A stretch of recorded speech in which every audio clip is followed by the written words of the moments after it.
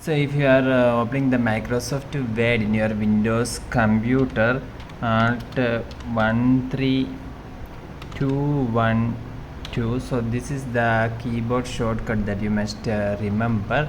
Alt 13212, and first you must turn on the num lock. Now you can see an alt key on the left side of the space bar. You must press and hold this alt key. Don't remove your finger from this alt key. And the same time you must type here 13212. After typing 13212, you can release your finger from this alt key. So you can see that if you're trying this in Microsoft Word, you can see that this that is millimeter symbol have been error. So this is the keyboard shortcut method for creating millimeter symbol in your Windows computer. So this video, I'll see you for more videos. You can subscribe and stay with Engineers Online. Thank you.